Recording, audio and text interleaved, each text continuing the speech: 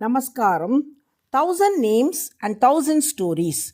290th name Satya Dharma Parakramaya Namaha. Srirangam Karisailam Anjanagiri Tarkshyardri Simhachalau Sri Kurmam Purushottamancha Badari Narayanam Naimisham Srimad Dwaravati Prayaga Mathura Ayodhya Gaya Pushkaram Salagrama Girim Yashevya Ramate Ramanujoyam Munihi.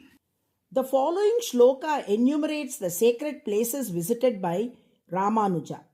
During his travels, Ramanuja reached Mathura and Brindavan along with his disciples. As he stood amidst these holy lands, he reflected, how many divine plays has Krishna performed here?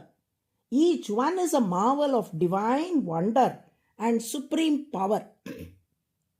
Hearing this, his disciples asked, Swami, in the Bhagavad Gita, Krishna himself has declared that he incarnates to protect virtue, destroy evil, and uphold righteousness.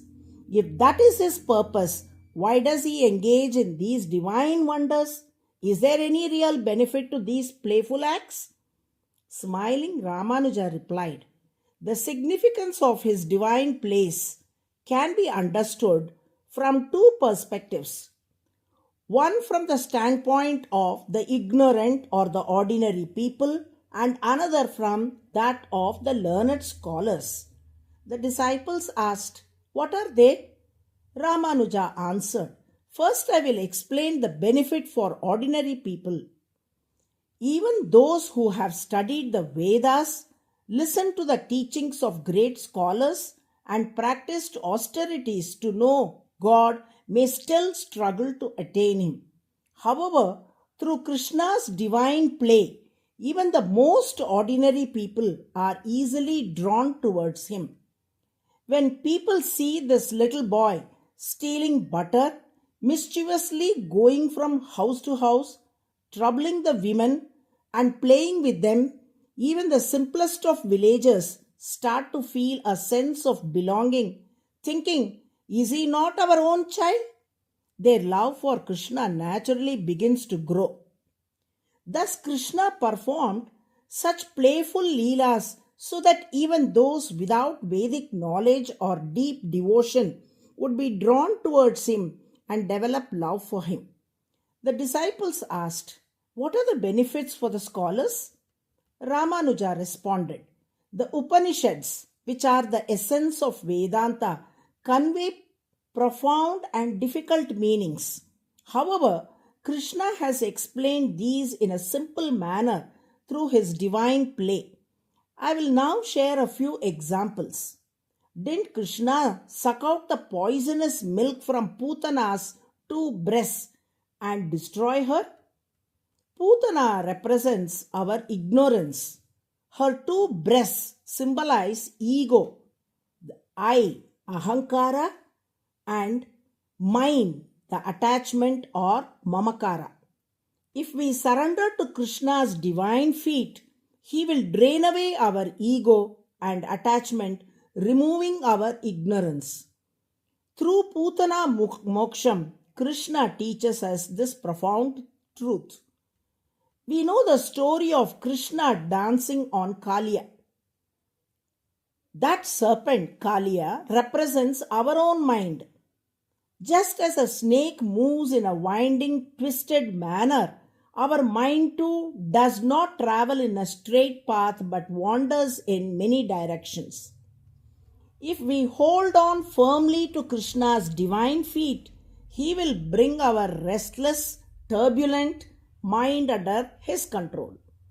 This is the deeper philosophy or tattva conveyed by the Kaliya Nardana, Krishna's dance on the Kaliya. Even Krishna stealing butter from the pot carries a deeper philosophical meaning. Our body is the pot, and the individual soul or the Jivatma is the butter within. If we remain as pure as butter, meaning if we have a heart that is spotless and free from impurities, then Krishna who resides within our body, that is the pot, will take our Jivatma, that is the butter, considering it his own wealth. This is the spiritual truth conveyed through Krishna's act of stealing butter. Thus, each of Krishna's divine plays conveys profound Vedantic truths to the scholars. At the same time, they captivate the minds of the ignorant and ordinary people, drawing them towards him.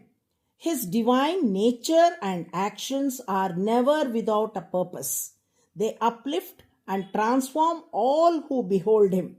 There is a divine purpose behind every act of the Lord. Neither his nature nor his actions ever go in vain. The name Satya here signifies that which is always purposeful, effective, and never wasted. Whatever the Lord does has a definite meaning and leads to a significant outcome. His will is unfallible and his actions are always fruitful. Dharma refers to the unchanging, righteous nature of the Lord, the very principle by which he governs and sustains the universe. Vishnu is the embodiment of Dharma, ensuring that the righteousness prevails in all ages. His very presence upholds cosmic order and justice. Parakrama refers to the Lord's divine actions, his heroic deeds in protecting Dharma and fulfilling his cosmic purpose. The Lord does not merely uphold righteousness in thought, he actively enforces it through his mighty acts, incarnations, and interventions. Thus, the Lord is glorified as Satya Dharma Parakrama, the 290th name in the Vishnu Sahasranamam, the one whose nature is eternally true, whose righteousness is unshakable, and whose actions are always victorious. By chanting Satya Dharma Parakramaya Namaha, the Lord blesses us with success in all our endeavors, ensuring that none of our efforts go in vain, just as none of his own actions ever do. Narayana, Narayana.